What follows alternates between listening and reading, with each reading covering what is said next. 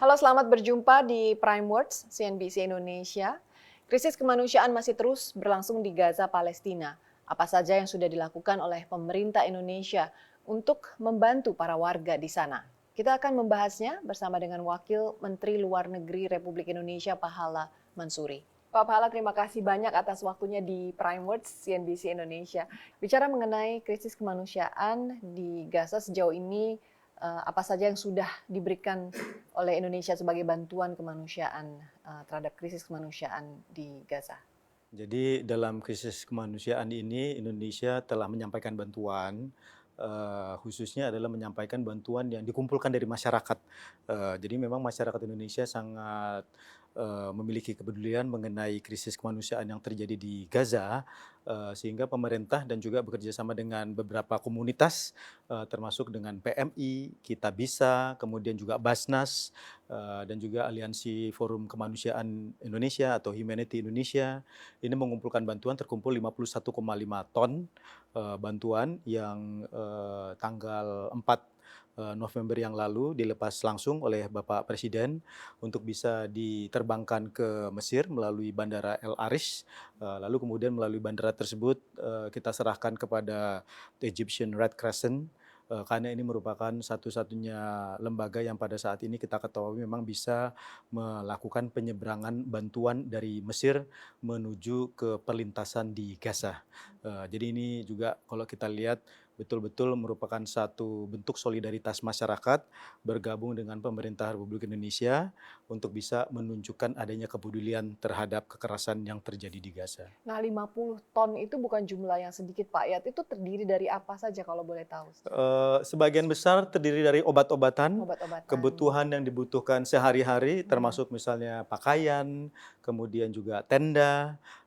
Kita juga mengetahui bahwa cukup banyak perempuan yang pada saat ini juga hamil di Gaza dan juga pada saat ini menunggu waktu untuk bisa melahirkan. Jadi beberapa hal yang dibutuhkan oleh ibu-ibu yang sedang mengalami kehamilan, kemudian juga barang-barang yang dibutuhkan oleh anak-anak.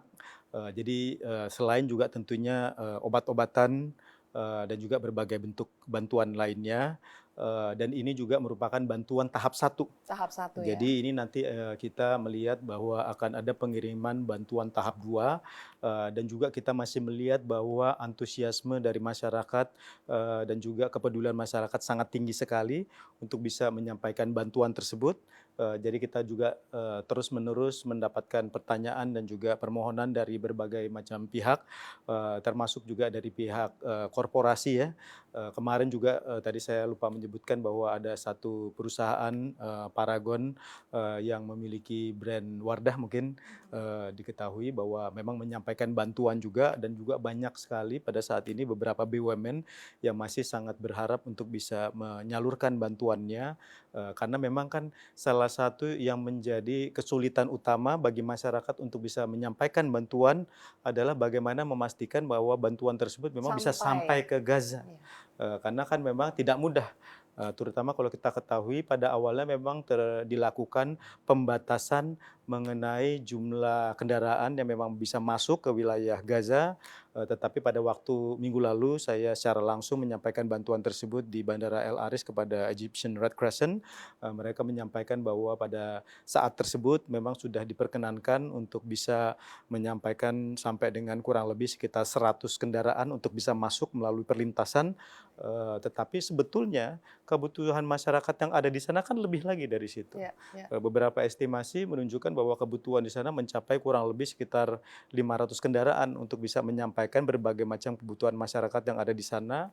Belum lagi misalnya berbagai kebutuhan lainnya, seperti misalnya BBM yang memang sangat-sangat dibutuhkan di sana karena memang energi merupakan salah satu kebutuhan yang selama ini juga dihambat. Jadi kita lihat memang antara jumlah barang yang bisa masuk ke wilayah Gaza sampai dengan saat ini dibandingkan dengan kebutuhan itu masih sangat kurang sebetulnya. Jadi kita betul-betul dalam kesempatan ini juga saya ingin menyampaikan apresiasi kepada masyarakat yang betul-betul menunjukkan adanya solidaritas yang tinggi, dan kita pun juga pemerintah selalu menyuarakan bahwa selain daripada solidaritas yang dimiliki mengenai kekerasan yang terjadi di sana, kita juga berharap bahwa kekerasan dan juga serangan-serangan yang terjadi di Gaza pada saat ini memang betul-betul kita harapkan bisa dihentikan. Ya, Eh, baik. Apakah bantuan tersebut nantinya akan diberikan secara reguler, Pak? Tadi kan sudah dilakukan bantuan tahap pertama. Kapan mungkin bantuan tahap keduanya ini akan diberikan? Jadi sebetulnya kalau dari kami sendiri sih sebetulnya membantu memfasilitasi masyarakat yang memang ingin menyampaikan bantuannya. Karena memang melihat bahwa kesulitan yang dihadapi untuk bisa melintaskan barang-barang bantuan tersebut menuju ke Gaza. Jadi karena kami tentunya di Kementerian Luar Negeri memiliki KBRI di Kairo, juga tentunya bisa berinteraksi langsung baik itu dengan UNRWA ataupun juga dengan Egyptian Red Crescent untuk bisa bekerja sama melakukan penyaluran bantuan-bantuan tersebut. Untuk tahap 2-nya sendiri kita berharap di minggu mendatang ini kita bisa lakukan pengiriman untuk tahap 2-nya. Oke, Tentunya kita melakukan beberapa koordinasi juga selain juga dengan Kementerian Kesehatan Indonesia ya kita melakukan upaya-upaya melalui pusat krisis untuk bisa memastikan bahwa barang-barang dan juga obat serta perlengkapan kesehatan yang memang sempat disampaikan oleh Kementerian Kesehatan Palestina. Ini kita lakukan review mengenai barang-barang tersebut dan juga Kementerian Kesehatan juga tentunya sangat banyak membantu kami untuk bisa memastikan bahwa barang-barang kesehatan tersebut memang bisa tersedia.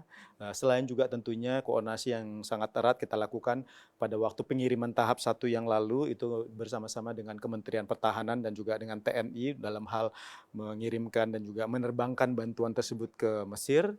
Dan juga pada kesempatan kali ini kita juga menyalurkan bantuan dari pemerintah sebesar 2 juta US dollar 2 yang juta dolar memang sudah Amerika. dialokasikan melalui LDKPI atau Indonesian Aid yang nantinya memang fokusnya untuk tahap kedua ini adalah kepada obat-obatan dan juga perlengkapan kesehatan yang memang sesuai dengan apa yang kita lihat mungkin melalui media memang merupakan bentuk-bentuk bantuan yang sangat dibutuhkan di sana mengingat terdapatnya keterbatasan alat-alat kesehatan dan juga obat di Baik. Gaza. Pak Pahala sendiri ke sana tanggal 4 November kalau nggak salah, Pak, ya. Ya, Kondisi di sana seperti apa, Pak? saya sendiri nggak melintas langsung ke wilayah Palestina, Gaza khususnya, tetapi memang kita sampai di Bandara El Aris, kurang lebih sekitar 80 kilometer letaknya dari titik perlintasan menuju ke kawasan Gaza. Perlintasan tersebut melalui Rafah ya, yang seperti kita ketahui sendiri dan juga seperti yang mungkin masyarakat ketahui juga pada saat yang sama selain daripada penyampaian bantuan masyarakat ke Gaza, pemerintah Republik Indonesia pun juga khususnya dalam hal ini Kementerian Luar Negeri melakukan upaya-upaya untuk bisa melakukan mobilisasi dan juga melintaskan warga negara Indonesia beserta keluarganya yang syukur alhamdulillah pada saat ini kita sudah bisa melakukan mobilisasi terhadap 7 warga negara Indonesia dan juga pada saat yang sama juga kita bisa melakukan penyampaian bantuan tersebut. Memang kalau kita lihat sampai dengan saat ini kesulitan yang paling utama adalah untuk bisa memastikan bahwa barang-barang tersebut memang bisa melintasi karena memang ada pemeriksaan yang dilakukan oleh pihak yang baik itu dari sisi Mesir maupun dari sisi Israel untuk bisa memastikan bahwa barang-barang tersebut itu memang bisa dikategorikan sebagai barang-barang yang sesuai dengan kebutuhan yang masyarakat di sana dan menurut pemerintah setempat juga tentunya dibutuhkan oleh masyarakat di sana. Selain krisis yang terjadi di Gaza, juga ada krisis kemanusiaan lain atau perang yang terjadi di Ukraina antara Rusia dengan Ukraina. Bagaimana Anda melihat ini dari sisi diplomasi ekonomi Indonesia? Apakah ketegangan-ketegangan ini mempengaruhi hal tersebut? Iya, jadi ya kalau kita lihat saat ini kan memang di saat ini memang terjadi peningkatan tensi baik itu geopolitik maupun juga geoekonomi.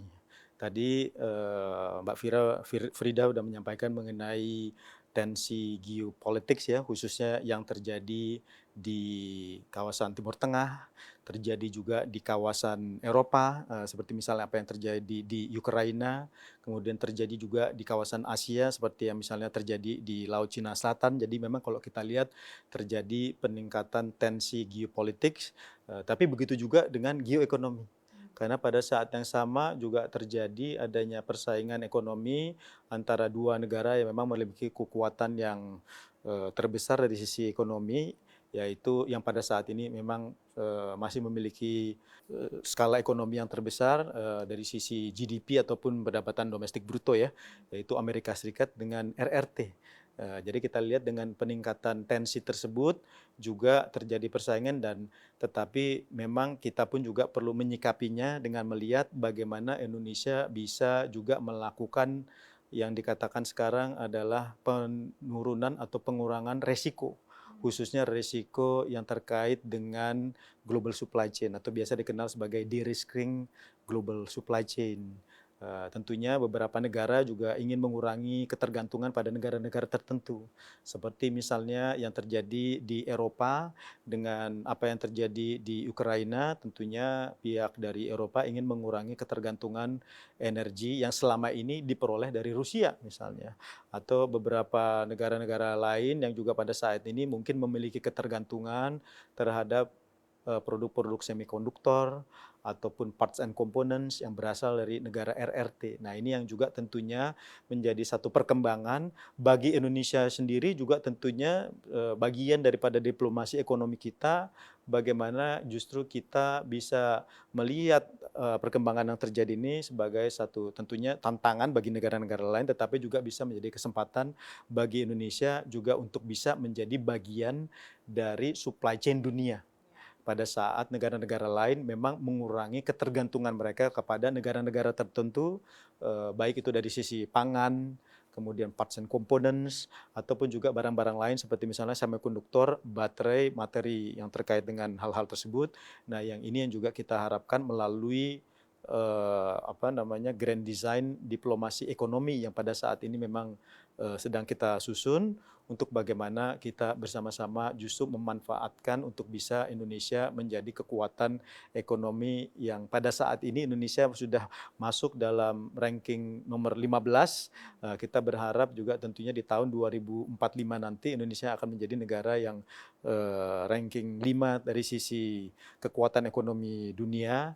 Nah, kita melihat tentunya perlu dilakukan upaya-upaya diplomasi ekonomi untuk bisa mencapai hal tersebut. Baik, berarti di tengah memanasnya situasi politik dan ekonomi global ini, yang penting dilakukan oleh Indonesia adalah memanage resiko ya Pak ya, Iya. supaya kita juga dapat meminimalisasi dampak-dampak negatif Dan terhadap juga perekonomian. merupakan melakukan upaya-upaya diplomasi ekonomi untuk bisa mengintegrasikan ekonomi kita dengan negara-negara lainnya. Baik, baik. Atau untuk bisa mendapatkan investasi, kemudian juga perdagangan untuk bisa meningkatkan PDB ataupun kekuatan ekonomi kita. Baik, kita masih mau bahas lebih lanjut mengenai diplomasi Indonesia, khususnya di sektor-sektor mana saja nih Pak yang perlu diperkuat. Namun di segmen berikutnya kita akan kembali